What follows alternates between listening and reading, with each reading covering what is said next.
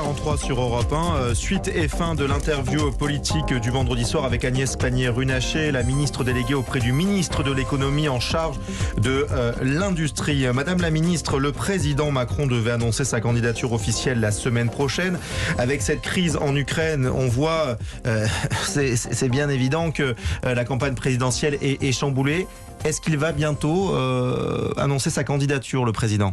Écoutez, ce qu'on sait, c'est que juridiquement, il faut que tous les candidats s'annoncent avant le 4 mars. Mais je crois qu'aujourd'hui, l'enjeu du président de la République, c'est de se concentrer sur la gestion des crises auxquelles nous faisons face et qui sont des crises où il doit protéger les Français, protéger les Européens et préparer l'avenir. C'est une évidence, mais il y a quand même une élection présidentielle. En avril, on aura peut-être... je sais pas, le président réélu, un nouveau président, une nouvelle présidente.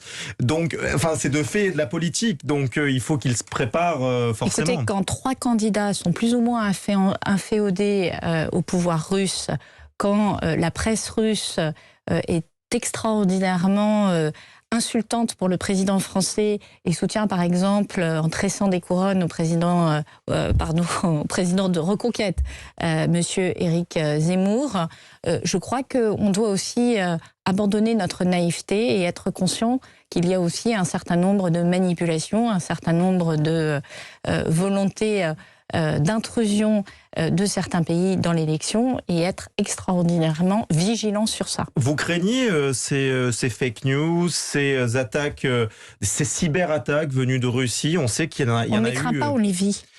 On ne les craint pas, on les vit en ce moment. Et comment la France réagit par rapport à ça? Mais pas seulement la France, l'Ukraine, des pays européens font l'objet d'attaques dont l'origine est clairement russe.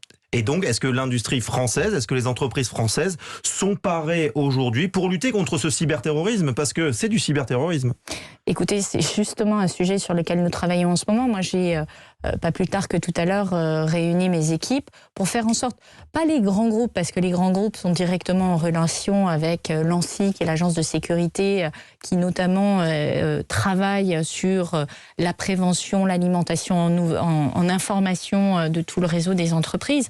Mais j'appelle les PME et les PMI à la vigilance par rapport à toute forme de phishing, d'attaque cyber. C'est souvent des réflexes très simples pour éviter de cliquer au mauvais endroit et charger des logiciels malveillants. Ça doit être aussi une vigilance pour les collectivités locales. Ce n'est pas propre à la France, encore une fois. Ouais, les États-Unis ont été touchés. Et vous craignez pour la future campagne présidentielle que ça puisse jouer sur l'issue du vote, je ne sais pas. Écoutez, ce qu'on sait en tout cas, c'est que lors de la précédente campagne présidentielle, il y avait eu des phénomènes de cette nature et que les années passant, les techniques s'améliorent. Il y a de l'innovation aussi sous le volet de la cybersécurité et qui effectivement il faut être très éveillé et très vigilant sur ce sujet-là. Alors demain s'ouvre le salon de l'agriculture, Madame la Ministre, forcément dans un contexte très particulier. Le président Macron va abréger sa venue dans les allées du Parc des Expositions. Est-ce que vous comprenez cette décision ? Oui, ce sera le Premier ministre qui fera la déambulation au sein du salon de l'agriculture. On doit être au travail. Et le président de la République est au travail avec son rôle de président du Conseil européen. Le Premier ministre sera présent sur le salon de l'agriculture. C'est un secteur qui est essentiel pour nourrir les Français, qui est important dans notre économie, sur lequel nous travaillons avec Julien Denormandie pour faire en sorte que le revenu des agriculteurs s'améliore, qu'il y ait un meilleur partage de la valeur entre le producteur, l'agriculteur, le transformateur qui va transformer par exemple le blé en pain et le distributeur qui va aller vendre ce pain dans des supermarchés, hypermarchés. Les négociations commerciales sont en cours. Mercredi dernier, je réunissais avec Jean-Baptiste Lemoyne et Julien Denormandie l'ensemble de la filière. Et là encore, on doit être très vigilant et on travaille pour faire en sorte que les agriculteurs aient bien le retour de leur Est-ce travail. que justement vous allez devoir rassurer les agriculteurs? Est-ce que vous allez, permettez-moi l'expression, aller tâter le cul des vaches pour leur parler, pour les rassurer sur cette Union européenne qui est de fait un peu en guerre avec l'Ukraine? Qu'est-ce que vous allez leur dire? Vous allez aller au Salon de l'Agriculture? Moi, j'irai au Salon de l'Agriculture lundi, si mon agenda n'est pas bouleversé pour d'autres raisons, mais c'est ce qui est prévu. Julien de Normandie sera évidemment au Salon de l'Agriculture tout au long de ce salon. Nous faisons une partie de la visite ensemble lundi, mais il sera également là, évidemment, au moment de l'inauguration. Et aujourd'hui, ce qu'on va leur dire, c'est ce qu'on leur dit tous les jours, parce que nous les avons, et particulièrement Julien de Normandie, tous les jours au téléphone pour faire atterrir cette négociation commerciale et faire en sorte qu'ils puissent vivre dignement de leur activité. Et c'est le cas aujourd'hui? Et c'est ce sur quoi nous devons nous battre pour que c'est pas forcément le champ des céréales, mais c'est un prix juste sur la volaille, sur les œufs, sur les céréales. Comme vous le savez, le marché a connu une hausse importante. Mais là encore, il faut être vigilant. Les hausses d'une année peuvent être suivies de violents retours de prix en baisse l'année suivante. Il y a la question des récoltes, il y a la question du changement climatique qui crée de plus en plus d'incidents. Oui. Et nous avons travaillé aussi, Julien de Normandie a travaillé à faire en sorte qu'il y ait une meilleure protection des agriculteurs par rapport à ce type d'incidents climatiques, des assurances qui les accompagnent. Donc, ce qui nous motive aujourd'hui, c'est d'apporter des solutions, et d'apporter des solutions aux Français, les entreprises, les agriculteurs, les ménages. C'est sur ça que nous travaillons. Et est-ce que vous avez prévu de le faire sur les 5 prochaines années, Madame la Ministre?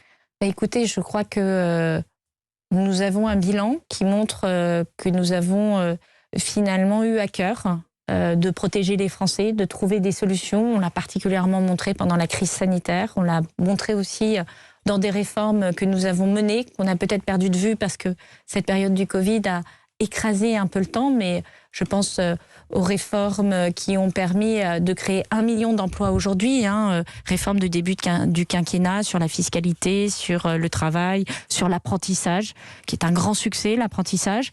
Nous devons continuer. Je veux dire, tout n'est pas parfait en France, on en est parfaitement conscient, mais aujourd'hui, je crois que vous avez un gouvernement au travail, expérimenté et qui n'a d'autres objectifs que de trouver ces ajustements qui permettent à notre pays, qui est bourré de qualité, qui a énormément d'atouts, de redécoller et de poursuivre sa relance. Avant d'évoquer la crise du Covid, parce que avec cette guerre en Ukraine, on oublie que la crise du Covid n'est pas terminée, le masque est toujours obligatoire, enfin, il y a ce pass vaccinal qui fait encore débat. Juste un mot sur les matières premières comme le blé. La Russie exporte du blé, notamment un peu partout. Est-ce que les Français, on a parlé des prix de l'énergie, doivent s'inquiéter d'un éventuel prix des pâtes, je sais pas, de choses qui ont rapport avec le blé et autres matières premières? C'est ce que je vous indiquais tout à l'heure. On est en train de prendre la mesure exactement de la situation. Les récoltes dans certains pays fournisseurs étaient plutôt bonnes l'année dernière, donc et elles sont aujourd'hui stockées. Tout l'enjeu est de savoir s'il y a une rupture sur le marché ou si on a la capacité effectivement à servir mondialement l'ensemble de la demande. Et puis il y a la question aussi des substitutions. Je vous parlais de souveraineté tout à l'heure. En matière de souveraineté, vous avez notamment comment on nourrit les animaux qui sont en élevage. Nous travaillons avec Julien de Normandie, le ministre de l'Agriculture, à développer notre propre capacité en France à nourrir ces animaux d'élevage et à ne pas être dépendant, ce qui est le cas aujourd'hui, à 50% de protéines qui viennent de l'extérieur de la France. Voilà, c'est très concret. Alors, c'est peut-être pas aussi spectaculaire que de grandes déclarations, mais aujourd'hui, ces 782 projets de relocalisation et de réindustrialisation que je porte sur le territoire, ces travaux qu'on fait sur les protéines pour être autonome sur les fondamentaux, se nourrir, se soigner, se déplacer, déplacer, eh bien, c'est ce qui nous permettra demain de faire en sorte que nos enfants vivent dans un pays où on n'est pas dépendant de l'extérieur et de fluctuations géopolitiques ou de dictateurs comme l'est M. Poutine. Le Covid, Madame la Ministre, donc la crise est toujours là. Est-ce que l'on peut résolument être optimiste? Est-ce qu'on est sur une phase descendante? Est-ce que fin mars, on peut espérer en arrêter avec le pass vaccinal? Alors, deux choses. Est-ce qu'on est sur une phase descendante? Oui. C'est une bonne nouvelle. Mais ça, c'est les chiffres qui le montrent. Et c'est tout à fait d'ailleurs stupéfiant de voir à quel point le nombre de cas diminue lorsqu'on regarde le reporting de tous anti-Covid. Est-ce qu'on va pouvoir retirer le masque? Je crois que Olivier Véran, le ministre de la Santé, a donné des jalons en disant que lorsqu'on serait en dessous de 1500 environ, on ne sait pas aux patients près, 1500 patients en réanimation, on pourrait envisager de faire évoluer les protocoles sanitaires. J'observe déjà que les enfants, lorsqu'ils vont, ceux qui sont rentrés de vacances d'ailleurs, ceux de la zone où j'habite, déjà ont arrêté de porter, dans le Pas-de-Calais, le Nord, notamment les Hauts-de-France, ne portent plus le masque dans la cour d'école. C'est quand même une sacrée avancée. Et évidemment, on l'appelle tous de nos voeux. Et on continuera à suivre les indicateurs épidémiologiques. S'il y a un rebond, il faudra relever les barrières. Si on continue à être sur cette bonne tendance, on pourra baisser les barrières. Et je crois qu'on sera tous très heureux d'en profiter. Ah oui, en tant que ministre de l'Industrie, vous avez salué notamment les avancées du vaccin de Sanofi.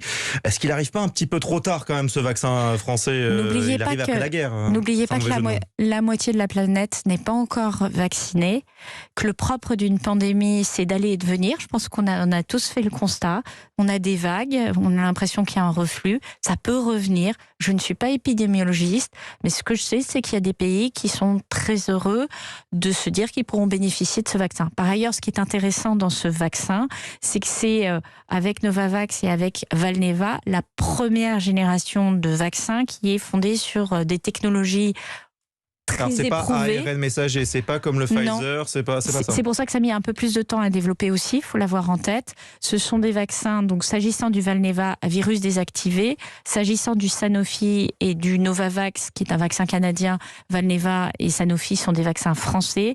Sanofi, c'est un vaccin à protéines recombinantes, peu importe, je dirais, la technique, mais ce qui est intéressant, c'est que ça fait 40 ans ou 50 ans qu'on a des vaccins de ce type-là, et donc on a beaucoup de recul sur les données, et peut-être ça peut être un moyen aussi de rassurer ceux d'entre nous qui considèrent, même si on sait que les vaccins ARN messagers sont des vaccins sûrs, ça peut être psychologique, que c'est mieux d'avoir un vaccin français, que c'est mieux d'avoir un vaccin de telle technologie. En tout cas, tout ce qui permet d'élargir nos moyens de lutter contre la Covid est bon à prendre. Merci beaucoup Agnès Pannier-Runacher, ministre déléguée auprès du ministre de l'économie en charge de l'industrie. Merci d'avoir été avec nous ce soir sur Europe 1. Restez avec nous, chers auditeurs. Ce soir, vous avez rendez-vous avec une émission spéciale, la cérémonie des Césars, en direct sur Europe 1. Soirée spéciale présentée par Frédéric Tadei. Moi, je vous souhaite une très bonne soirée et je vous dis à demain. Europe Soir Weekend, 18h, 20h. Gaël Giordana.